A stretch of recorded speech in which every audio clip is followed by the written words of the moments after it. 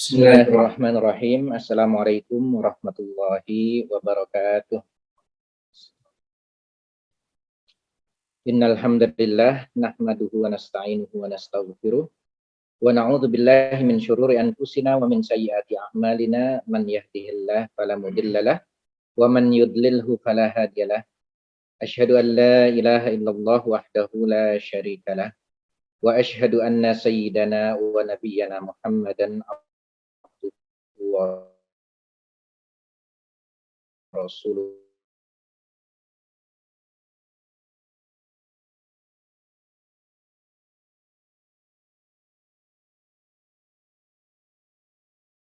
La nabiyya ba'd. Allahumma sallim wa barik wa Muhammad wa ala ali sayyidina. Amma ba'du, qala Allahu fil Qur'anil Karim, a'udzu billahi minasyaitonir rajim. Bismillahirrahmanirrahim. Qatihi wa la tamutunna tazawwadu fa inna khairaz zadi taqwa wa taqun ya ulil albab. Shadaqallahul azim wa sadaqa rasuluhun nabiyul habibul karim wa nahnu ala dzalika minasyahidin wasyakirin walhamdulillahi rabbil alamin.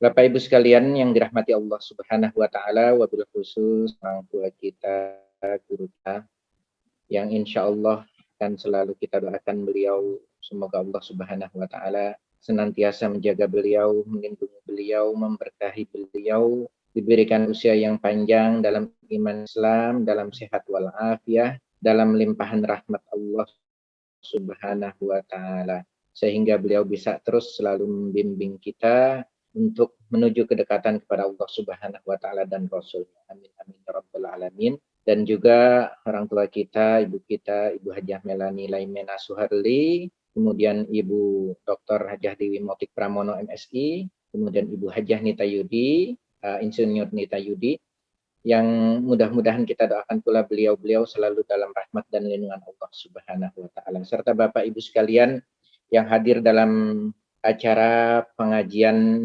yang setiap hari Ahad sore kita adakan.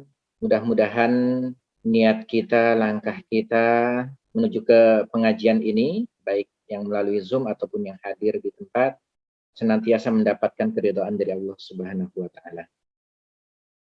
Bapak Ibu sekalian yang dirahmati Allah Subhanahu wa taala, masih dalam suasana bulan Syawal atau suasana hari raya Idul Fitri atau hari Lebaran. Ya, ada baiknya saya mengucapkan kepada Bapak Ibu sekalian, minal aidin wal faizin, mohon maaf lahir dan batin, taqabbalallahu minna wa minkum taqabbal ya karim. Sedikit sekilas mengenai ucapan yang pantas untuk disampaikan pada saat menyambut Hari Raya Idul Fitri. Karena lagi-lagi selalu ada orang yang berusaha untuk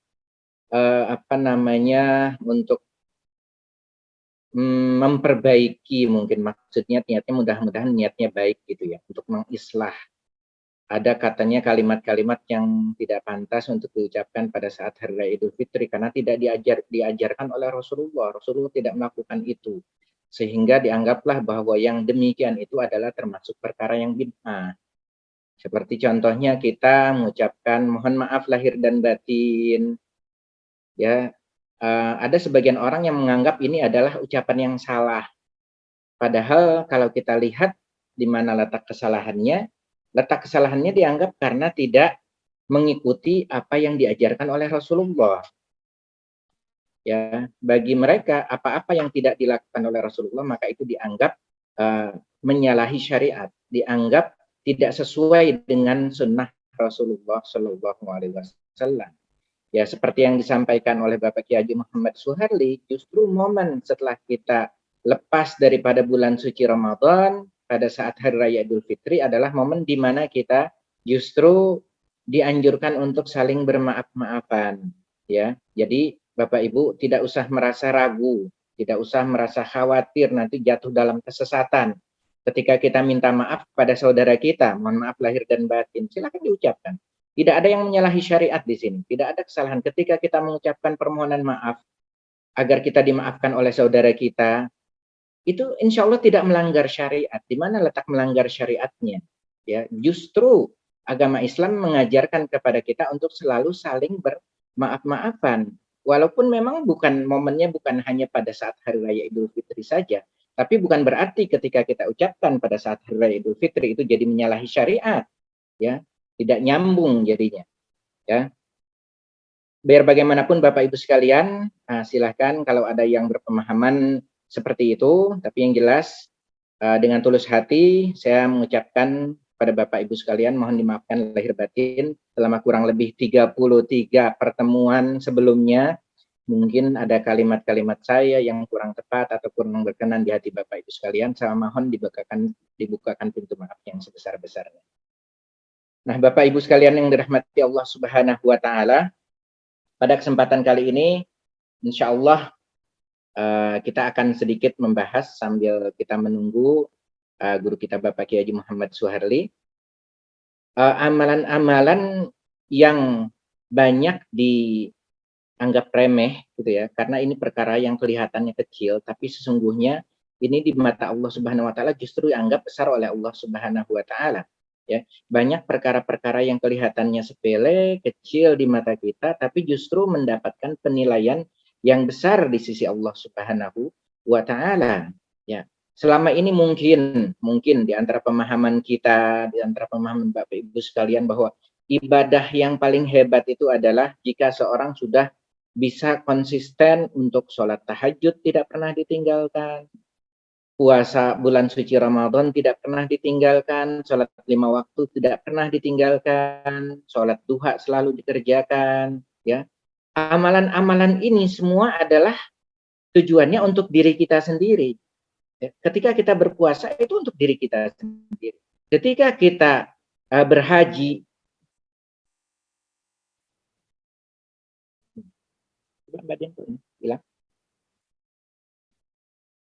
ketika kita berhaji itu adalah untuk diri kita sendiri. Ketika kita berumroh itu untuk diri kita sendiri.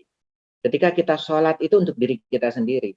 Tapi ternyata amalan yang pahalanya atau nilainya luar biasa besar di sisi Allah Subhanahu wa taala itu adalah amalan yang ada kaitannya dengan sosial atau dengan orang lain, ya. Karena di dalam surah Al-Maun pun disebutkan, ya. A'udzubillahi minasyaitonirrajim. Bismillahirrahmanirrahim.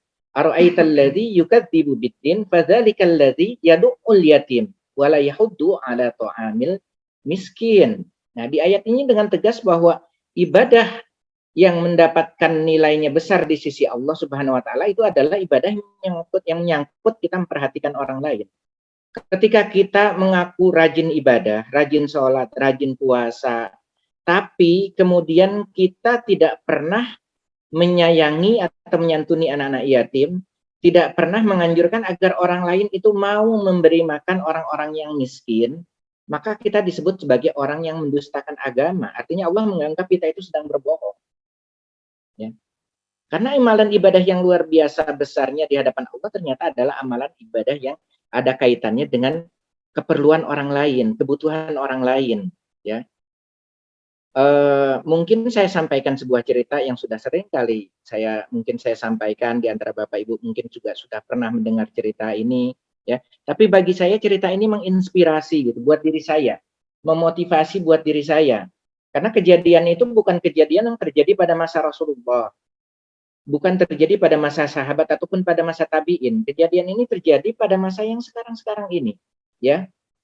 Bahkan di dalam hadis yang sahih pun Bapak Ibu pernah mungkin, karena riwayat hadisnya itu masyhur, ya, bahwa Allah memberikan jaminan masuknya seseorang ke dalam surga, diampuni seluruh dosanya dengan perkara yang menurut sebagian orang itu sepele. Apa? Memberi minum seekor anjing. Memberi minum seekor hewan saja sudah Allah memberikan penilaian yang begitu besarnya sehingga bisa mengampuni dosanya. Apalah lagi kalau yang kita perhatikan itu adalah manusia seperti kita, orang-orang yang membutuhkan seperti kita. Coba bayangkan dari riwayat, dari kisah yang akan saya sampaikan ini bisa kita telaah lagi, ya, kita telaah lagi betapa Allah Subhanahu wa taala itu sangat menilai tinggi urusan atau perkara amalan yang menyangkut dengan memenuhi hak atau kebutuhan orang lain, ya. Dan banyak kan dari kita agak kurang begitu mempedulikan hal yang seperti ini. Kenapa? Karena hal yang seperti ini sepertinya kurang keren gitu. kurang trendy, sehingga dianggap hal yang kayaknya tidak mempunyai nilai tinggi. Ya. Jadi kisahnya adalah bahwa suatu ketika ada seorang ulama di negara Maroko, ya, itu beliau bermimpi didatangi oleh Rasulullah Shallallahu Alaihi Wasallam. Bahkan sampai 3 kali mimpi beliau dengan mimpi yang sama, didatangi oleh Rasulullah Shallallahu Alaihi Wasallam sambil Rasulullah mengatakan kepada si ulama tadi, ya fulan, wahai fulan, ini adalah panggilan untuk orang yang kita tidak ketahui namanya, maka disebut dengan panggilan fulan. Wallahu a'lam nama sebenarnya siapa, wallahu a'lam. Jadi di dalam mimpi tersebut Rasulullah berkata kepada si ulama tadi, wahai fulan, sampaikan kepada fulan bin fulan bin fulan ala annahu min ahlil jannah, bahwasanya Allah sudah menjamin bahwa fulan bin fulan bin fulan itu adalah termasuk ahlinya surga. Mimpi pertama beliau belum terlalu yakin dengan mimpinya. Kemudian di hari kedua beliau bermimpi dengan mimpi yang sama. Didatangi oleh Rasulullah dan Rasulullah sampaikan kepada beliau, akhbir, beritahukan atau kabarkan kepada fulan bin fulan bin fulan ala min ahli jannah. Sampai hari yang ketiga dilakukan seperti itu, mendapatkan mimpi yang sama seperti itu. Sehingga akhirnya yakinlah bahwa mimpi tersebut benar datang dari Rasulullah Shallallahu Alaihi Wasallam dengan tujuan untuk memberitahukan kepada orang yang dimaksud oleh Rasulullah, beritahukan kepada dia bahwa dia adalah ahlul jannah, termasuk ahlinya surga.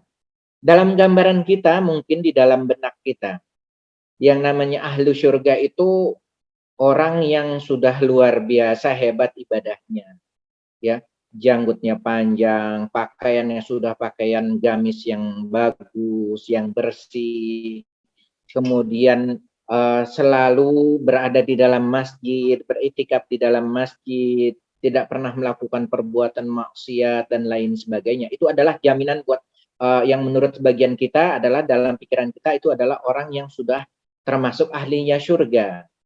Itu di dalam benak kita seperti itu mungkin. Tapi menurut Allah Subhanahu wa taala belum tentu seperti itu, ya.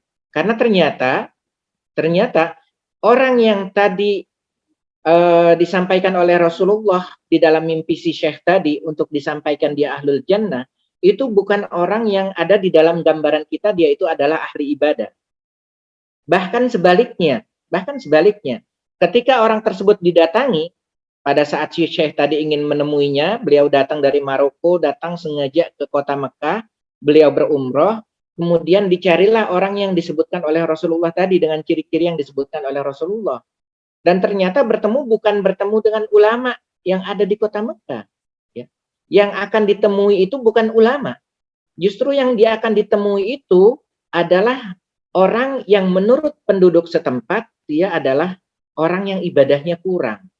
Sholatnya pun sering ditunda-tunda. Jarang melakukan perbuatan-perbuatan yang baik. Bahkan dikenal di kotanya atau di kampungnya, di desa tersebut, beliau adalah orang yang bejat lah istilahnya, ya, kurang baik perangainya, kurang baik akhlaknya. Tapi kok kenapa bisa Rasulullah sampaikan di dalam tidurnya, Rasulullah sampaikan di dalam mimpinya si ulama tadi, ala annahu min ahli jannah, bahwa orang ini adalah digambarkan oleh Rasulullah sebagai ahlinya surga, dijamin oleh Allah Subhanahu wa taala untuk masuk ke dalam surga. Selidik punya selidik, ketika sudah bertemu antara ulama dengan orang yang dimaksud oleh Rasulullah di dalam mimpinya tadi, si pemuda tadi, orang tadi pun kebingungan ketika ulama tadi menyampaikan, saya datang ke sini untuk menyampaikan kepada engkau bahwa Rasulullah berpesan kepada saya agar saya sampaikan kepada engkau bahwa engkau adalah ahli surga. Luar biasa kagetnya si orang tadi, ya, orang yang dianggap sebagai ahli surga luar biasa kagetnya. Kenapa? Karena dia tidak merasa bahwa dirinya orang spesial. Dia tidak merasa bahwa dirinya orang yang pantas untuk masuk ke dalam surga dengan akhlak dan perbuatan dia, ya. Tidak mungkin katanya, tidak mungkin aku adalah sebagai ahli surga, dijamin oleh Allah untuk masuk ke dalam surga. Karena aku bukan orang yang baik, bahkan mungkin aku orang yang paling bejat di kota ini, di kota Mekah ini. Kenapa? Karena rumahku dekat dari Masjidil Haram, tapi aku belum pernah menginjakkan kakiku ke Masjidil Haram untuk sholat ataupun untuk berumrah ataupun untuk berhaji. Ya, sholat pun sering aku tunda-tunda. Jadi tidak ada perbuatan baik yang pernah aku lakukan yang bisa menjamin aku masuk ke dalam surga. Karena penasaran, si Syekh tadi terus menanyakan, coba kau ingat-ingat perbuatan baik apa yang pernah kau lakukan mungkin yang membawa keridhaan Allah Subhanahu wa taala sehingga menjamin kau untuk masuk ke dalam surga. Akhirnya si orang tadi, si ahli surga ini berkata kepada si Syekh, memang ada satu perbuatan baik, satu-satunya perbuatan baik yang aku lakukan bahkan sampai sekarang aku lakukan. Apa itu? Aku punya tetangga, keluarga, suami, istri, dan anak-anaknya. Suatu ketika tetanggaku ini meninggal dunia. Si suami meninggal dunia sehingga meninggalkan istrinya menjadi janda dan anak-anaknya menjadi yatim dalam keadaan fakir dan miskin. Karena aku kasihan kepada mereka, maka aku berazam, aku berkata dalam hati, aku bersumpah dalam hati, demi Allah, aku akan memperhatikan mereka, anak-anak yatim ini, orang miskin ini. Aku akan bagi sebagian gajiku setiap bulannya untuk menafkahi mereka. Separuh gajiku untuk menafkahi diriku dan keluargaku, dan separuh gajiku untuk menafkahi mereka dan keluarganya, anak-anaknya. Cuma itu perbuatan baik yang pernah aku lakukan dan sampai sekarang aku lakukan. Nah, barulah kemudian si Syekh ini tersadar bahwa inilah perbuatan yang membawa kamu mendapatkan jaminan dari Allah Subhanahu wa taala sebagai ahli surga. Akhirnya dibawalah orang tadi menuju ke Masjidil Haram. Diajak sholat berjamaah, diajak berdoa di Masjidil Haram. Karena baru pertama kali masuk ke dalam Masjidil Haram, si orang tadi, dia sepanjang sholatnya dia hanya menangis. Betapa kok mendapatkan nikmat yang luar biasa seperti itu, dijamin, bahkan disampaikan oleh Rasulullah sendiri dalam mimpi Sang Syekh, bahwa dia dijamin untuk masuk ke dalam surga. Ya. Dia akhirnya di dalam sholatnya hanya menangis, menangis, menangis, sampai di rakaat terakhir. Ketika sedang sujud, yang lain imam dan para makmum sudah bangun dari sujudnya, si orang tadi tidak bangun-bangun dari sujudnya. Kenapa? Ternyata Allah takdirkan orang tersebut meninggal dalam keadaan bersujud, sehabis bertaubat kepada Allah Subhanahu wa taala dan dilakukan di Masjidil Haram. Intinya adalah bahwa perbuatan baik sekecil apapun, ya, asal kita lakukan dengan ikhlas, maka itu insya Allah akan membawa keridhaan kepada Allah Subhanahu wa taala. Belum tentu perbuatan baik yang besar itu bisa membawa keridhaan kepada Allah Subhanahu wa taala kalau disusupi oleh penyakit-penyakit hati, perasaan ria, perasaan ujub, sum'ah, apalagi sampai takabur. Nah, maka itu tentunya tidak mendapatkan keridhaan dari Allah Subhanahu wa taala. Tapi berapa banyak perbuatan-perbuatan baik yang kelihatannya kecil di mata kita, ternyata di dalam pandangan Allah Subhanahu wa taala adalah bernilai besar luar biasa sehingga bisa membawa kepada ampunan Allah Subhanahu wa taala, dan bahkan di dalam kisah tadi bisa membawa seseorang untuk mendapatkan jaminan Allah untuk masuk ke dalam surga. Mengenai kebenaran berita atau cerita ini, wallahu a'lam bishawab, karena cerita ini bukan cerita berdasarkan hadis Rasulullah, ya, kita hanya memetik hikmahnya saja, ya. Kalau di dalam perasaan kita mungkin ada perasaan yang mengatakan, oh mana mungkin perbuatan seperti itu bisa membawa keridhaan Allah Subhanahu wa taala, atau mana mungkin perbuatan sekecil itu bisa menyebabkan orang mendapatkan jaminan masuk ke dalam surga. Bukan itu intinya. Intinya yang membuat dia masuk ke dalam surga adalah endingnya seperti apa.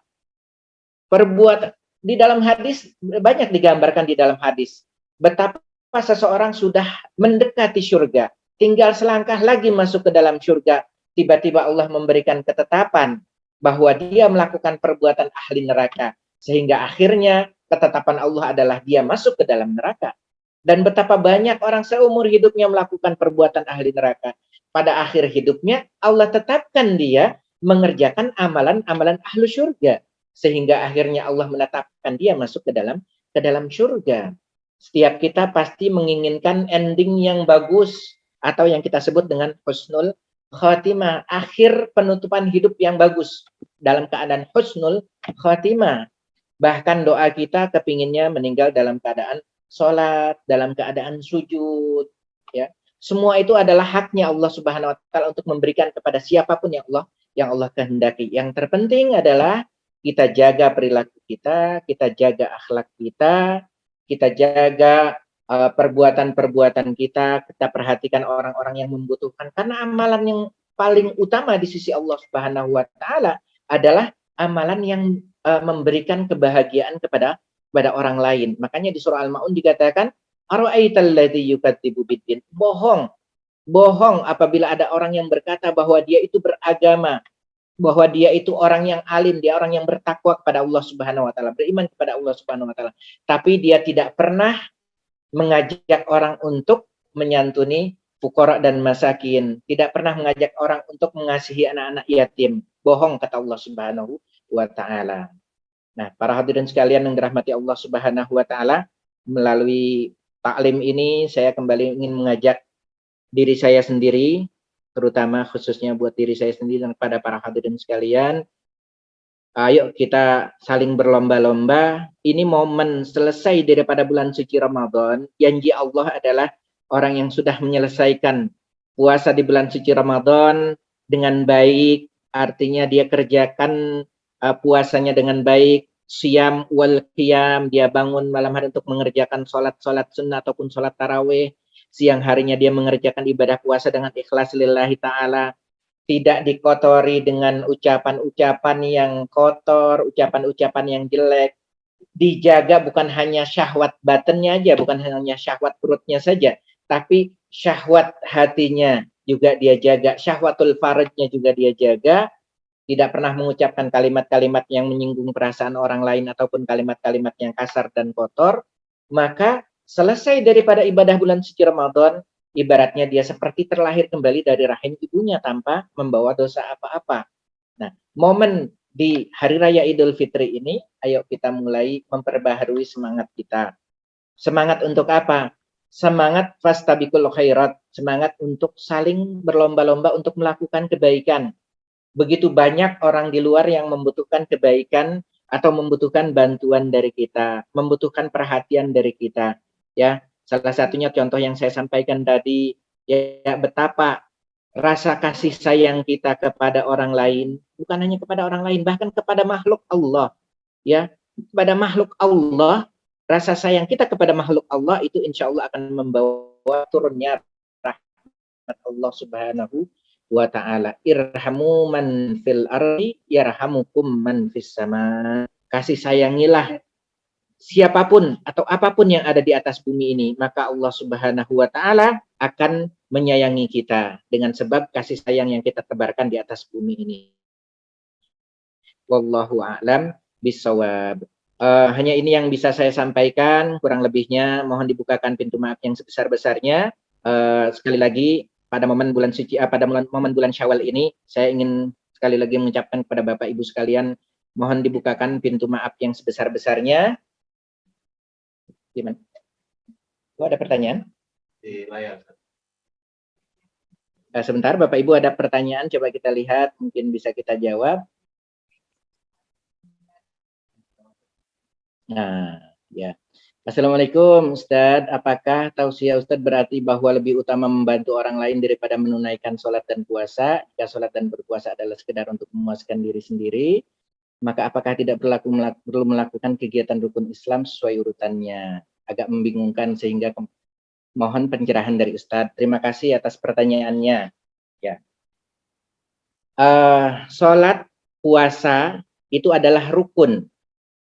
Rukun itu artinya jika salah satu bagian daripada rukun tidak tertunaikan, contohnya rukun Islam. Rukun Islam itu adalah syahadat, sholat, puasa, zakat, dan berhaji. Ketika seseorang mengaku dirinya sebagai seorang muslim, maka dia harus memenuhi 5 kriteria rukun Islam ini.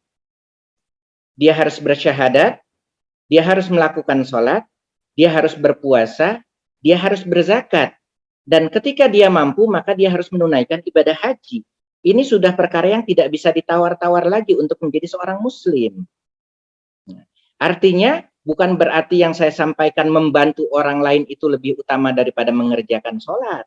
Ya, selama ini kita berpatokan bahwa, makanya yang awalan saya sampaikan adalah ketika seseorang sudah merasa dirinya sholat tahajud tidak pernah ditinggalkan, puasa sunnah tidak pernah ditinggalkan, Senin Kamis sholat duha tidak pernah ditinggalkan, seseorang itu sudah merasa bahwa dirinya itu sudah bersih, sudah mengerjakan ahlul jannah, ya, bukan menjadi jaminan, ya.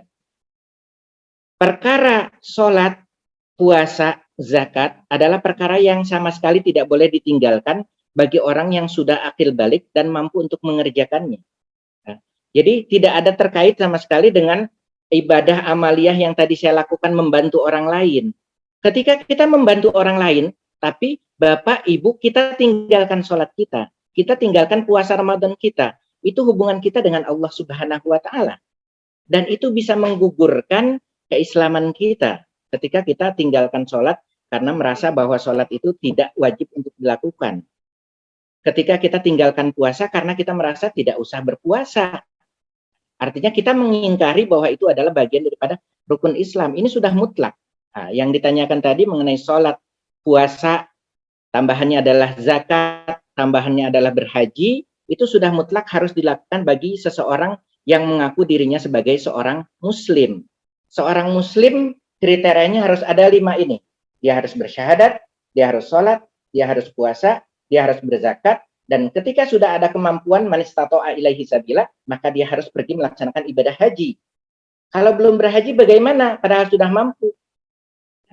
Kata Rasulullah, man kana lahu sa'atun falam yahujja falyamut insya'a yahudiyan wa insya'a nasraniyan. Barang siapa yang sudah punya keluasan rezeki, mampu, badan sehat, memungkinkan untuk berangkat haji, dia meninggal dalam keadaan belum melaksanakan ibadah haji, maka kata Rasulullah, matilah ia dalam keadaan Yahudi ataupun Nasrani. Artinya Rasulullah tidak bisa mengklaim dia sebagai umatnya Rasulullah Shallallahu Alaihi Wasallam. Nah, maksud daripada yang saya sampaikan tadi adalah amalan yang luar biasa nilainya di hadapan Allah Subhanahu Wa Taala adalah amalan kita memberikan kebahagiaan kepada orang lain. Tentunya sudah kita menunaikan kewajiban kita sebagai seorang muslim, yaitu melaksanakan yang 5 perkara tadi. Wallahu a'lam bishawab. Mudah-mudahan dari uraian penjelasan saya ini bisa menghilangkan sedikit kebingungan dari yang bertanya, dan mudah-mudahan bisa menjawab dari apa yang ditanyakan. Wallahu a'lam bishawab. Terima kasih atas perhatian Bapak Ibu sekalian. Mudah-mudahan dari apa yang saya sampaikan bisa ada manfaatnya, terutama buat diri saya sendiri dan umumnya buat kita sekalian yang hadir atau yang mendengarkan acara taklim ini. Hadanallahu ayyakum ajmain. Assalamualaikum warahmatullahi wabarakatuh. Assalamualaikum warahmatullahi wabarakatuh. Waalaikumsalam. Alhamdulillahirabbil alamin. Wassalatu wassalamu ala asrofil anbiya'il mursalin sayyidina Muhammadin wa ashabi ajma'in. Allahumma sholli wa sallim wa barik ala Muhammad wa ala Muhammad ya adadi kulli ma'lumilat. Asyhadu alla ilaha illallah wahdahu la syarika lahu wa asyhadu anna Muhammadan abduhu wa rasuluh. Amma ba'd. Bapak, Ibu, anak-anakku sekalian, seperti biasa kita akan mulai. Saya mengajak diri saya, mengajak kalian semua untuk kita selalu bertakwa kepada Allah Subhanahu wa Ta'ala. Takwa adalah melakukan perintah Allah, menjauhi semua larangannya, dan mendekat kepada Allah di dalam zikir dan doa. Ada ibu yang komentarin saya, katanya saya kalau ngomong kecepatan katanya. Baiklah, saya coba sekarang saya perlahankan, lebih lambatkan suara saya. Kali ini ingin saya sorot yang paling penting, Bapak, Ibu, anak-anakku sekalian. Ini ada sebuah video yang menunjukkan bahwa kan paham mereka melalui para influencer yang punya jemaah banyak sekali. Mereka tentu akan memulai dengan kalimat bid'ah. Yang akan mereka itu bid'ah itu sesat, tetap masuk neraka. Dan saya sudah bahas masalah bid'ah ini dalam video yang terdahulu. Coba aja lihat di video yang terdahulu. Ejekan marah-marahan dari buzernya. Buat saya nggak masalah tuh. Silakan aja. Tidak harus pikirkan. Saya itu orang tua. Umur saya 75 tahun. Saya itu bahasa orang Jakarta kepada kita. Anda akan buktikan nanti omongan saya itu. Saya sih nggak apa-apa. Silakan aja. Antum mau ngomong apa aja silakan aja. Yang saya tanyakan kepada antum semua. Kalau antum salat, berapa persen hati antum menghadap kepada Allah? Coba jawab saya dengan jujur. Berapa persen menghadap kepada Allah? Saya yakin jawabnya itu 0%. Dari mulai takbiratul ihram sampai kepada assalamualaikum, isinya cuma ngalamun terus. Betul kan? Betul begitu kan? Kenapa? Tidak ada Wahabi bisa sholat khusyuk, nggak ada. Dari mulai senior yang jenggotnya paling panjang sampai yang junior, semua pasti sholatnya sembari ngelamun. Kok Ustadz, Kiai kok berani ngejamin seperti itu? Berani memastikan seperti itu? Karena orang bisa salat khusyuk itu, bisa hati menghadap kepada Allah itu, kalau dia mahabbah ilallah, kalau dia cinta kepada Allah. Kalau cintanya kepada selain dari Allah, hatinya akan menghadap kepada apa itu? Apa yang dia cintai tadi. Hati manusia akan menghadap kepada apapun yang dia cinta. Kalau cintanya kepada kehidupan dunia, sudah saya bilang kalau cintanya pada motor besar dalam sholat pun, yang ada di hatinya adalah motor besar tadi. Hanya kalau hati itu cinta kepada Allah, baru hati itu akan menghadap kepada Allah. Dan cinta kepada Allah itu hanya akan terjadi kalau dia mengenal Allah, ma'rifat kepada Allah. Ma'rifat kepada Allah. Wahabi itu ma'rifat kepada Allah cuma sebatas di mulutnya. Sebatas di mulutnya. Dia akan bilang Allah tuh sekarang berada di Ars. Berdasarkan dalil-dalil Quran, sumastawa alal ars itu memang berkali-kali keluar dalam Al-Quran. Tapi itu pemahaman yang sangat sempit sekali. Kita lihat ya, hafal Quran 30 juz, tapi pemahamannya pada Quran itu sempit sekali. Hanya melihat pada satu ayat. Harusnya mereka melihat pada ayat yang lain. Di ayat yang lain Allah berfirman, wa huwa ma'akum aina ma kuntum, wallahu bima ta'maluna basir. Dan dia bersama kamu dimanapun kamu berada. Dan dia melihat apapun yang kamu kerjakan. Dan yang salah satu ayat yang merupakan sentral daripada pengenalan kepada Allah adalah walaqad khalaqnal insana wa na'lamu ma tuwaswisu bihin nafsu. Sesungguhnya kamilah yang menciptakan manusia dan kami mengetahui apa yang dibisikkan oleh hatinya. Bayangkan Allah bilang kami mengetahui apa yang dibisikkan oleh hatinya. Wa nahnu aqrabu ilaihi min hablil warid. Dan aku lebih dekat kepadanya dari urat lehernya sendiri. Ini adalah pengertian bahwa di sini Allah berkata bahwa aku dekat sekali, aku ada di dalam hati kamu. Dia lebih dekat dari urat lehernya sendiri. Dia mendengar, dia tahu apa yang kita bisikkan dalam hati kita. Inilah sebenarnya pelajaran makrifat yang paling menuntun orang banyak menjadi para wali Allah. Karena dia tahu bahwa Allah itu selalu jangankan diucapkan. Di hati pun tersirat, Allah sudah tahu. Tersirat melihat, aduh itu ada apa, Allah sudah tahu. Ini pelajaran dasar, pegangan dasar banyak orang menjadi wali Allah, ayat ini. Bahwa dia menyadari bahwa Allah itu selalu melihat, mengetahui apa yang dibisikkan oleh hatinya. Sehingga dia menjaga hatinya untuk tidak membisikkan hal yang salah. Tidak punya niat yang salah. Itulah guru-guru kita, para ahli tasawuf, para ahli tarekat, para wali Allah. Yang mereka pesankan kepada kita keluar dari mereka tuh, kamu jaga hati kamu yang bersih, yang suci. Hati yang suci dimanapun kamu berada, kamu ingat kepada Allah Subhanahu Wa Taala. Yang dibilang tuh hati yang suci, hati yang bersih. Karena apa? Karena Allah melihat, Allah tahu apa yang dibisikkan oleh hati kita. Harusnya pemahaman ma'rifatnya sampai kepada 3 ayat tadi bisa terkumpul menjadi satu. Jangan diartikan Allah seperti manusia. Kalau ada di Bandung, tidak bisa ada di Jakarta. Keliru. Allah tidak seperti itu. Allah itu tidak dibatasi oleh ruang, tidak dibatasi oleh waktu. Allah bisa pada saat bersamaan, dia berada di aras, dia berada dekat kepada kita, dan dia berada di dalam hati kita pada saat yang bersamaan. Dialah Allah Tuhan yang Maha Kuasa. Jangan dihitung seperti manusia. Kalau sudah di langit, sudah nggak akan lagi ada di dekat kita. Sekarang pun Allah ada di dekat kita. Bahkan ada di dalam hati kita. Karena dia tahu apa yang dibisikkan oleh hati kita, dia tahu. Kalau saya bicara sekarang, dia tahu. Apa niat saya untuk saya bicara? Apakah itu niat cuma untuk urusan dunia supaya terkenal? Apakah niat ibadah? Allah tahu. Itulah pelajaran yang kita jaga, adalah kita jaga supaya niat kita dalam hidup selalu niat ibadah kepada Allah Subhanahu Wa Taala. Apapun yang kita kerjakan dalam hidup kita, apapun kita niatkan sebagai sebuah ibadah kepada Allah. Tidur pun kita niatkan sebagai bagian ibadah kita kepada Allah Subhanahu Wa Taala. Jadi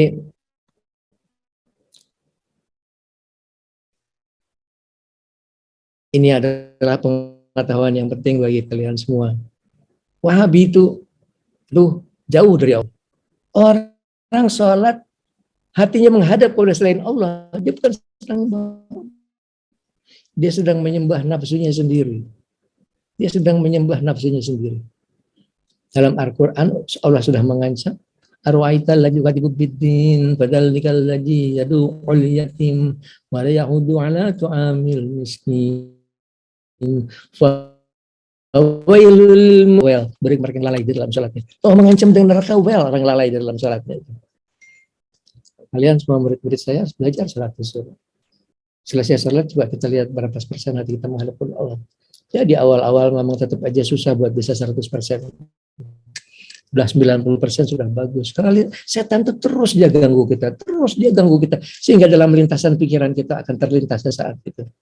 Secara jujur saya pun kalau sedang menghadapi masalah, sedang mikirin masalah visa, itu terlintas, terutama di saat kita baca Fatihah, terlintas.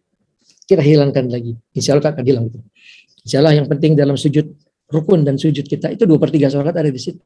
Hati kita nggak boleh goyang daripada Allah, nggak boleh. Terus anteng kepada Allah Subhanahu wa taala. Itulah bagus kalau kita sedang sujud di dalam sholat itu selalu dibarengi dengan doa. Sebab doa itu selain diperintahkan Nabi, akrobu mayakuna abun rabbihi wa wasajidun aksiru fi sujudi minad doa. Perbanyaklah dalam sujud kamu berdoa. Karena sujud, doa itu menghadapkan hati kita pada Allah. Ucapan dalam hati. Itu otomatis hati kita menghadap kepada Allah. Biasakan seperti itu, insya Allah sholat kita akan khusyuk. Perlahan tapi pasti bisa mendekati 100%. Meskipun untuk 100% sama sekali itu memang agak sulit. Sudah bisa 90% sudah bagus gitu. Tapi jangan 0%. Dari mulai takbiratul ihram sampai salam isinya cuma sampah semuanya gitu. Sampah. Itu jelas sampah gitu. Kalau yang dipikirin selain daripada Allah jadi sampah. Gitu. Jangan. Allah melihat, tadi sudah dibilang, dia tahu apa yang dibisikkan oleh hati kita. Dia tahu apa yang dibisikkan oleh hati kita. Dia dekat kepada kita, lebih dekat dari urat leher kita sendiri. Dia tahu kalau kita salat hati lari kemana, dia tahu. Gitu. Inilah pegangan kita untuk kita berpegang supaya kita, tapi tidak cukup.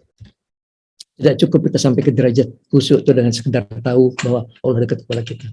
Sebab pelajaran ma'rifat dengan hati itu pelajaran kita berlatih dengan zikir, membersihkan, mensucikan hati kita dari dosa. Sebab apa? Sebab kalau hati itu penuh dosa, nasihatnya dirasakan. Mulutnya bilang Allahu Akbar, isinya setan semuanya. Kita lihat ke ISIS. Lihat itu ISIS. Itu ada gambaran representatif daripada Wahabi. Mulutnya bilang Allahu Akbar, tapi yang dilakukan coba lihat seperti itu. Karena cuma hati yang bersih lah yang isinya para malaikat. Hati yang suci lah yang isinya para malaikat. Selain daripada itu, hati yang kotor isinya para setan yang selalu mengajak pada perbuatan yang salah. Jadi ini adalah pesan saya terutama kepada saudara-saudara saya Wahabi, murid-muridnya maksud saya, kalian buzur-buzur yang nyerang saya tadi itu, coba berapa persen nanti antum menghadap kepada Allah? 0 kan? 0% kan? Ikutin saya. Insya Allah saya ngejamin dalam 3 bulan antum bisa salat zuhur. Insya Allah. Dalam 3 bulan, paling lama 3 bulan bisa salat zuhur. Ikutin saya. Saya akan ajarkan antum bagaimana kita mengenal Allah, bagaimana kita mencintai Allah. Bukan di mulut, di hati kita.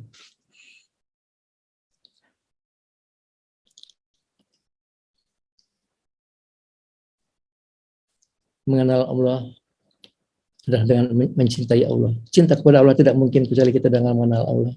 Mengenal Allah tidak mungkin, mengenal Allah itu kalau yang pertama dengan tingkat mengenal secara sifat dan namanya mudah, sebentar aja bisa. Mengenal Allah melalui tafakur itu pun mudah.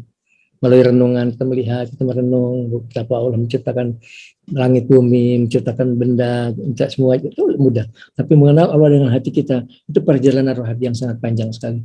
Perjalanan rohani yang sangat panjang dimulai dengan kita minta ampun kepada Allah dari dosa-dosa kita. Dengan dua istighfar kita, astagfirullahaladzim, la ilaha illa huwa al-hayyul qayyum wa atubu ilaih. Sati hayyu ya qayyum la ilaha illa anta subhanaka inni kuntu minaz zalimin. Ini dua istighfar dahsyat sekali untuk menghapuskan dosa. Meskipun juga seperti puasa. Puasa menghapuskan dosa ya, tapi dosa kepada Allah yang pasti dihapuskan. Dosa kepada manusia belum tentu. Itulah makanya dianjurkan guru-guru kita, sadar-sadar kita, kakek-kakek kita, para wali Allah nyuruh kita saling bermaaf-maafan. Maaf lahir batin, maaf lahir batin. Ini pelajaran sangat bagus sekali yang diajak oleh Wahabi. Apa tuh maaf lahir batin? Harusnya kalian bilang takbul lah. Mulutnya basah, mulutnya kering. Harusnya bilang taqabbalallahu minna wa minkum. Mudah-mudahan Allah menerima ibadah kita, ibadah kamu juga. Kalau cuma itu mah ibadah Allah pasti akan terima. Asal syarat-syaratnya dipenuhi pasti diterima. Salat penuhi syarat-syaratnya. Niatnya suci, hatinya menghadap kepada Allah, Allah akan terima. Tapi kalau niatnya sudah salah, taruh niatnya benar tapi hatinya nggak kabur kemana-mana, kan jauh sekali. Jauh sekali dari syarat yang diminta Allah Subhanahu wa taala gitu. Jadi itu mah nggak usah disebutkan, otomatis Allah akan terima. Tapi kalimat minta maaf lahir batin itu bagus sekali selesai kita melakukan puasa. Selagi hati kita bersih kok dari dosa kepada Allah, kita minta maaf kepada manusia supaya kita nggak punya dosa antar manusia. Kalau bisa malah kerjakan setiap hari. Saya sama istri saya setiap hari saya selalu terbiasa untuk minta maaf lahir batin. Barangkali takutnya tiba-tiba meninggal dunia. Kemudian semua orang kita kenal pun selalu kita bilang minta maaf lahir batin. Supaya kita nggak punya ganjilan dosa kepada mereka. Sebab ganjilan dosa pada mereka itu susah dapat ampunan dari Allah. Kalau dosa kepada Allah mah gampang minta ampunnya. Itulah jangan berbuat zalim kepada manusia.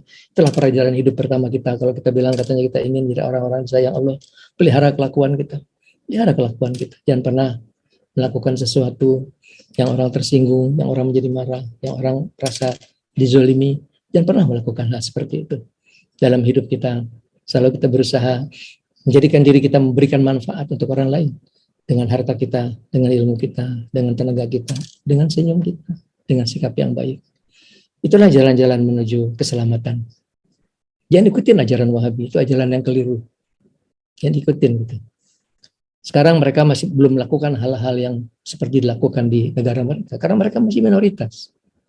Masih minoritas. Kalau sudah mereka mayoritas, itu kuburan para waliullah itu akan dibongkar semuanya. Jangan ke waliullah, kuburannya ibunya Rasulullah aja dibakar. Di mana kecintaan mereka kepada Rasulullah? Nggak ada. Nggak ada. Mereka nggak cinta ke Rasulullah. Cintanya kepada hadisnya, bukan kepada Rasulullahnya. Bisa kejadian mereka pergi umrah cuma di Mekah, nggak ke Madinah. Nggak ke Madinah cuma di Mekah aja. Lah kita ibadah kepada Allah, nggak perlu kepada Rasulullah. Kan keliru. Ati'u Allah wa ati'u Rasul. Taatlah kepada Allah, taatlah kepada Rasul. Belum dihitung taat kepada Allah sebelum kita taat kepada Rasul. Dan dalam kajian ma'rifat, kita nggak akan sampai kepada Allah kecuali melalui Rasulullah. Tak mungkin sampai kepada Allah kecuali Rasulullah. Itu selalu saya ajak, ayo usahakan sampai ketemu Rasulullah. Usahakan sampai dalam hidup kita nih, target kita tuh mengejar sampai kita ketemu Rasulullah. Itulah yang akan menyampaikan kita untuk sampai kepada Allah Subhanahu wa taala. Dan tidak akan sampai kepada Allah kecuali melalui guru kita. Itulah jalurnya, itulah jalur tarekatnya. Guru kita lah yang menyampaikan tangan kita ke Rasulullah, dan Rasulullah akan menyampaikan tangan kita kepada Allah Subhanahu wa taala. Sekarang bagaimana mau disampaikan? Mau datang aja enggak? Tidak ada kecintaan kepada Nabi. Dan buktikan kecintaan kepada Nabi itu dengan perbuatan, yang dengan akhlak dan dengan salawat. Ya, saya ngajak kalau di tarekat kita tuh salawatnya sehari 1000.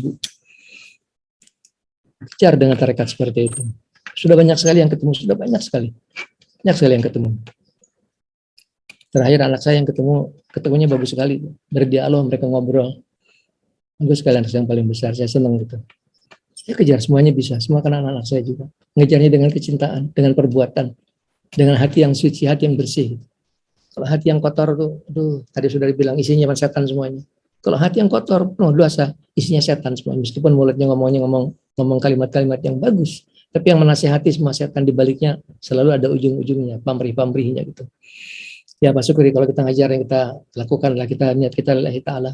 Dan kita cari apapun juga gitu. Orang mau ikutin ajaran kita silakan, enggak juga nggak apa-apa.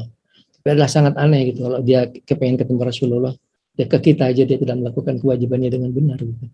Saya tidak minta dihormati, tidak minta diperlakukan istimewa, tapi dari dia wajib menghormati saya sebagai seorang guru. Wajib, kalau enggak akan nyampe tangannya ke Rasulullah. Ucapkan selamat Idul Fitri aja enggak, gimana mau sampai saya sampaikan tangannya ke Rasulullah, kan enggak mungkin gitu. Mungkin sebatas pengetahuan, akhirnya ma'rifat dia cuma sebatas ilmu pengetahuan. Seperti sekarang orang bicara soal ma'rifat dijadikan kajian, dijadikan seminar, dijadikan bahan apa itu, seminggu membahas masalah ma'rifat, itu omong kosong semua, nonsens semuanya. Ma'rifat, kalau kita bahas ma'rifat terus dengan perbuatan, dengan zikir, dengan puasa, dengan mendekat kepada Allah, sedapat mungkin sekuat-kuatnya kita mendekat kepada Allah dengan amal, dengan zikir. Sudah saya ajarkan zikirnya. Ya, kalau sekarang Syukri masih kerja, tentu nggak bisa hidup seperti orang di pondok. Kalau kita di pondokan kita nggak tidur semalam suntuk, kita nggak tidur, kita baru tidur habis subuh. Mungkin saya sudah bisa ngerjakan karena saya bisa kerja siang, Pak Syukri yang pagi-pagi. Tak usah, nggak apa-apa, tidak harus seperti itu. Atur aja waktunya.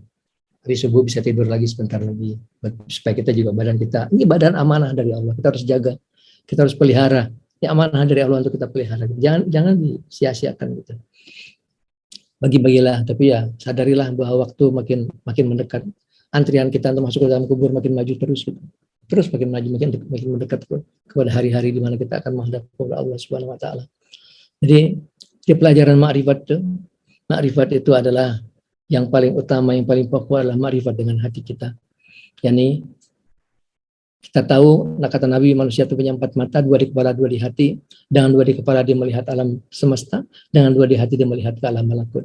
Dengan 2 di hati dia melihat kepada Allah Subhanahu wa taala. Kejauhan ngomongnya. Dia melihat kepada alam gaib.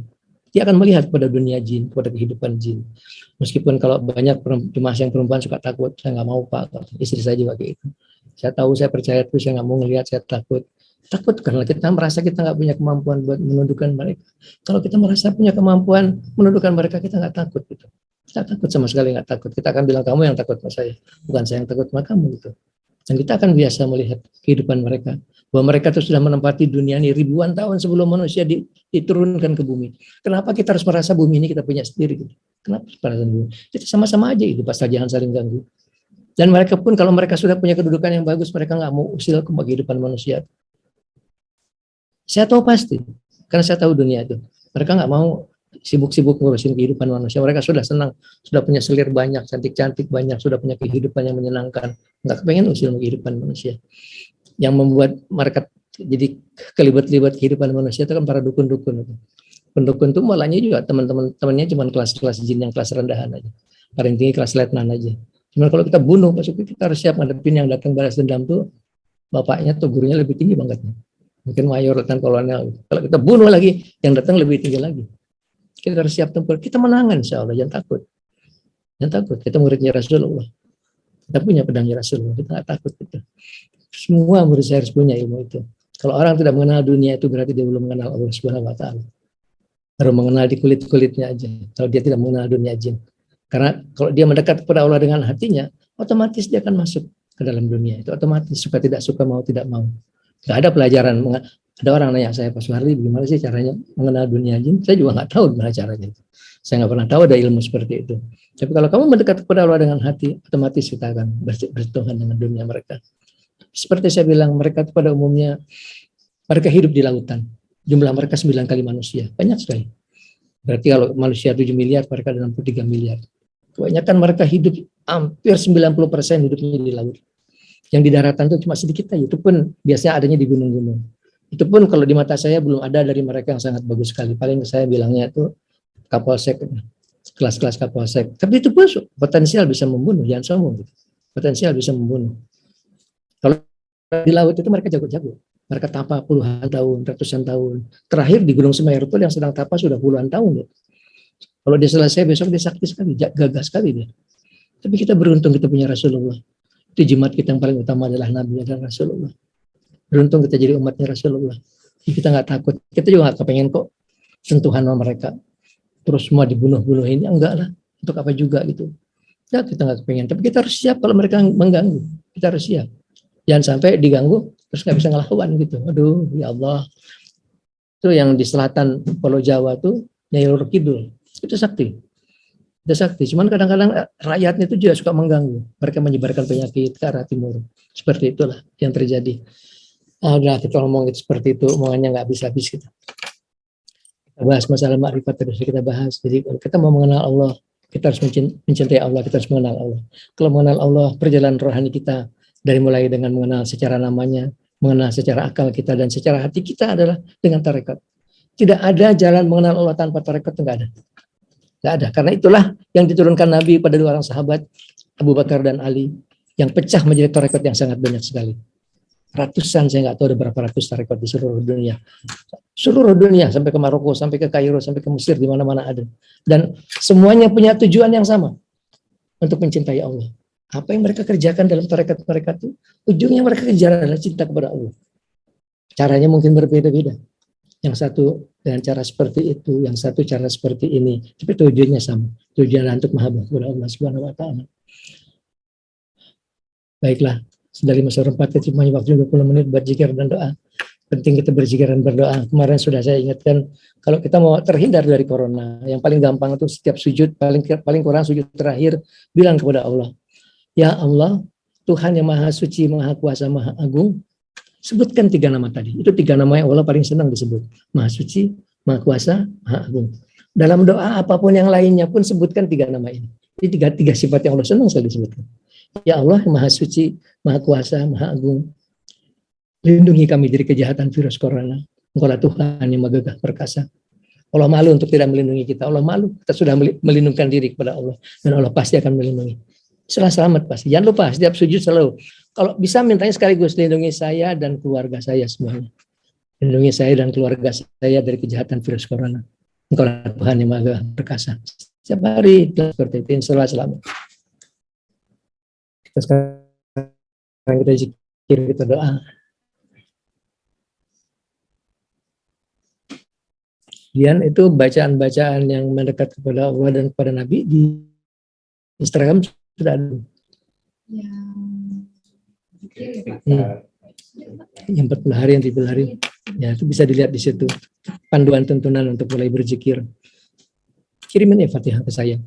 Kirimin Fatihah itu bukan kirimin pahala. Itu apa saya kirimin pahala. Itulah untuk menyambung tali rohani, menyambung tali hubungan batin. Kalau enggak kesambung hubungan batinnya. Ila hadratan Nabi Mustafa Rasulullah Muhammadin sallallahu alaihi wasallam wa ala alihi wa ashabihi wa azwajihi wa dzurriyyatihi wa ahli baitihi wa abu Fajar Ibrahim sayyidul al-Fatihah. Bismillahirrahmanirrahim minasyaitonir rajim. Bismillahirrahmanirrahim. Alhamdulillahirabbil alamin. Arrahmanirrahim maliki yaumiddin. Iyyaka na'budu wa iyyaka nasta'in ihdinas siratal mustaqim. Siratal ladzina an'amta 'alaihim ghairil maghdubi 'alaihim waladdallin. Alhamdulillah Nabi Mustafa Rasulullah Sayyidina Muhammadin sallallahu alaihi wasallam wa bi yahdi rasul wa abi yasir bi qadri jalani wa abi yamin bin yamin wa abi Fajar Ibrahim sayyidul al-Fatihah. A'udzubillahi minasyaitonir rajim. Bismillahirrahmanirrahim. Alhamdulillahirabbil alamin. Arrahmanirrahim maliki yaumiddin. Iyyaka na'budu wa iyyaka nasta'in ihdinas siratal mustaqim. Siratal ladzina an'amta 'alaihim ghairil maghdubi 'alaihim waladdallin. Mari kita berdoa. Kita berdoa dengan penuh yakin Allah akan mengabulkan doa kita. Hati kita menghadap kepada Allah Subhanahu wa taala. Rendahkan diri kita. Bukan dia, sungguh Tuhan yang Maha Agung, Maha Suci, Maha Kuasa, Maha Agung. Amin. Subhanallah walhamdulillah wala ilaha illallah wallahu akbar. Wala haula wala quwwata illa billah. Adada ma alimullah wa zinata ma alimullah wa mil'a ma alimullah. Allahumma shalli wa barik ala Muhammadin wa ala alihi wa sahbihi wa ala jami'il anbiya wal mursalin fi kulli lamhatin wa nafasin di kulli ma'lumin. Ilahana ya Allah, berkumpul bersikuh kami di hadapan-Mu. Kami hamba-Mu yang berdosa, selalu mengharapkan rahmat dan kasih sayang-Mu.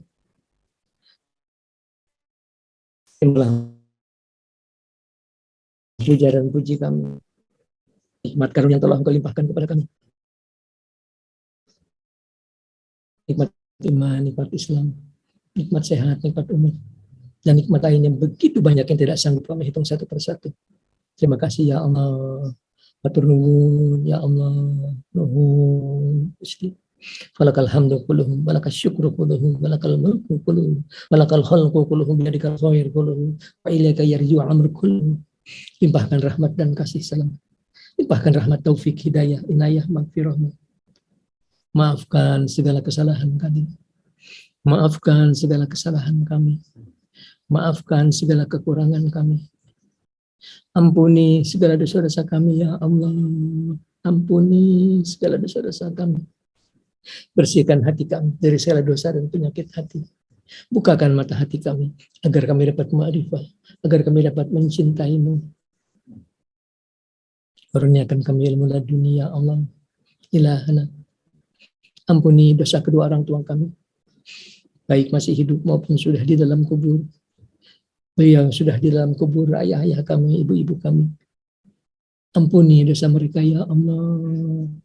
Lapangkan kubur mereka ya Allah. Mudahkan urusan mereka. Lepaskan dari kesulitan di dalam kubur. Lepaskan dari siksa kubur ya Allah. Jadikan kubur mereka tempat yang menyenangkan. taman dari taman-tamannya surga. Beliau yang masih hidup di dunia, jadikan orang-orang yang husnul khatimah. Ilahana ya Allah, ampuni dosa semua anggota keluarga kami. Ampuni semua anggota keluarga kami, baik masih hidup maupun sudah di dalam kubur.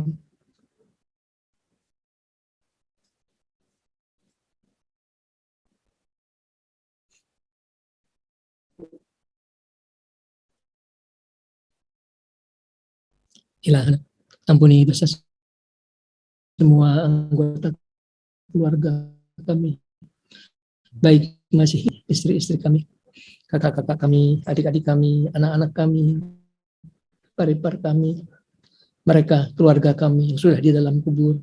Ampuni dosa mereka ya Allah. Ampuni dosa mereka ya Allah. Mudahkan urusan mereka ya Allah. Lepaskan dari siksa kubur, lepaskan dari kesulitan di dalam kubur. Jadikan kubur mereka rawdatin min riyadil jannah. Mereka masih hidup di dunia, bimbing di jalan yang Engkau ridhoi. Selamatkan dunia mereka, selamatkan akhirat mereka ya Allah. Ampuni dosa semua saudara-saudara kami muslimin dan muslimat, khusus sebangsa setanah air. Ampuni mereka ya Allah. Rahmat-Mu lebih luas dari dosa mereka. Rahmat-Mu lebih luas dari maksiat mereka. Berikan mereka kekuatan agar dapat melaksanakan segala perintah-Mu. Berikan mereka kekuatan agar dapat menjauhi semua larangan-Mu. Wala haula wala quwwata illa bika, wala haula wala quwwata illa bika ya Allah. Engkaulah Tuhan kami. Berfirman di dalam kitab suci-Mu, ya Muhammad yasya'u wa yusbitu wa indahumul kitab. Kalaulah tertulis dalam kitab-Mu, kamu harus meninggal dunia di bulan ini atau di tahun ini, hapuskanlah tulisannya ya Allah. Kalaulah tertulis dalam kitab-Mu, kamu harus meninggal dunia di bulan ini atau di tahun ini, hapuskanlah tulisannya ya Allah. Kalaulah tertulis dalam kitab-Mu, kamu harus meninggal dunia di bulan ini atau di tahun ini, hapuskanlah tulisannya ya Allah. Kalaulah tertulis dalam kitab-Mu, anak-anak kami, cucu-cucu kami harus meninggal dunia di bulan ini atau di tahun ini, hapuskanlah tulisannya ya Allah. Kalaulah tertulis dalam kitab-Mu, anak-anak kami, cucu-cucu kami harus meninggal dunia di bulan ini atau di tahun ini, hapuskanlah tulisannya ya Allah. Berikan kami tambahan umur yang banyak untuk bekal kami kepadamu sampai umur kami di atas 82 tahun di dalam sehat, di dalam taat kepadamu, di dalam ridho-Mu. Berikan kami tambahan umur yang banyak ya Allah untuk bekal kami ibadah kepadamu, di dalam sehat, di dalam taat kepadamu, di dalam ridho-Mu ya Allah. Jauhkan dari ajab sengsara dunia akhirat, jauhkan dari godaan setan, jauhkan mereka dari kami sebagaimana jauhnya mereka di rahmat Engkau. Putuskan mereka dari kami sebagaimana putusnya mereka di rahmat Engkau. Berikan kami kekuatan iman Islam, kekuatan lahir, batin, jasmani, rohani. Berikan kami kekuatan agar dapat melaksanakan segala perintah-Mu. Berikan kami kekuatan agar dapat menjauhi semua larangan-Mu. Berikan kami kekuatan agar dapat bersyukur segala nikmat yang Kau limpahkan. Berikan kami kekuatan agar dapat bersabar setiap langkah kehidupan yang kami jalani. Berikan kami kekuatan ya Allah, wala haula wala quwwata illa bika, wala haula wala quwwata illa bika, wala haula wala quwwata illa bika ya Allah. Ilahana ya Allah. Bersihkan hati kami dari segala dosa dan penyakit hati. Bukakan mata hati kami ya Allah. Bukakan mata hati kami agar kami dapat mencintai-Mu. Ilahana ya Allah. Memohon kami kehadirat-Mu. Memohon kehadirat-Mu ya Allah. Tuhan kami yang maha suci, Tuhan kami yang maha kuasa, Tuhan kami yang maha agung. Ilahana, jadikan semua keturunan kami, anak-anak kami, cucu-cucu kami, cicit-cicit kami, orang-orang yang saleh-salehah, orang-orang yang takwa, orang-orang yang berhaji, orang-orang yang Kau karuniakan keselamatan dunia akhirat. Kau jadikan dari orang-orang berbahagia dunia akhirat. Memohon kehadirat dengan segala kekurangan kami, dengan segala kelemahan kami, dengan segala dosa dan maksiat di hati kami. Memohon kehadirat-Mu ya Allah. Tuhan kami yang maha suci, Tuhan kami yang maha kuasa, Tuhan kami yang maha agung. Memohon dengan segala keagungan cahaya wajah-Mu, dengan segala kemuliaan, ketinggian, kekuasaan diri-Mu. Kabulkanlah permohonan kami. Kabulkanlah permohonan kami. Kabulkanlah permohonan kami. Kabulkanlah doa kami ya Allah. Bikaramatihi Abu Ya Fajar Ibrahim. Bikaramatihi Abu Ya Fajar Ibrahim. Bikaramatihi Abu Ya Fajar Ibrahim. Bikaramatihi Abu Ya Imin bin Yamin. Bikaramatihi Abu Ya Si Abdul Qadir Jailani. Bimu'jizatihi Abu Yahdir alaihi salam. Bimu'jizatihi Abu Yahdir alaihi salam. Bimu'jizatihi Abu Yahdir alaihi salam. Bisafaati Rasulullah Sayyidina Maulana Muhammadin sallallahu alaihi wasallam. Bisafaati Rasulullah Sayyidina Maulana Muhammadin sallallahu alaihi wasallam. Birahmatika ya arhamar rahimin. Birahmatika ya arhamar rahimin. Birahmatika ya arhamar rahimin. Birahmatika ya arhamar rahimin. Birahmatika ya arhamar rahimin. Birahmatika ya azizul hakim. Birahmati aliyul ajim. Birahmatika ya qawiyul matin. Birahmatika ya ghafurur rahim. Birahmatika ya salamul mu'min. Birahmatika ya lam yalid wa lam yulad wa lam yakul lahu kufuwan ahad. Birahmatika ya qudiyal hajat. Birahmatika mujibad da'wat. Sallallahu alaihi Muhammadin wa ala alihi wa sallam adada minkihi wa ridha nafsihi wa dina tarzim wa kalimatih subhana rabbika rabbil izzati amma yasifun wa salamun alal mursalin walhamdulillahi rabbil alamin hadratin nabi Muhammadin sallallahu alaihi wasallam wa bihi al-fatihah a'udzu billahi minasy syaithanir rajim bismillahirrahmanirrahim alhamdulillahi rabbil alamin arrahmanir rahim maliki yaumiddin iyyaka na'budu wa iyyaka nasta'in ihdinas siratal mustaqim siratal ladzina an'amta 'alaihim ghairil maghdubi 'alaihim waladdallin. Ya Nabi salam alaika, ya Rasul salam alaika, ya Habib salam alaika, salawatullah alaika, Allah ya Nabi salam alaika, ya Rasul salam alaika, ya Habib salam alaika. Salawatullah alaika sallallahu ala Muhammad sallallahu alaihi wasallam sallallahu ala Muhammad sallallahu alaihi wasallam.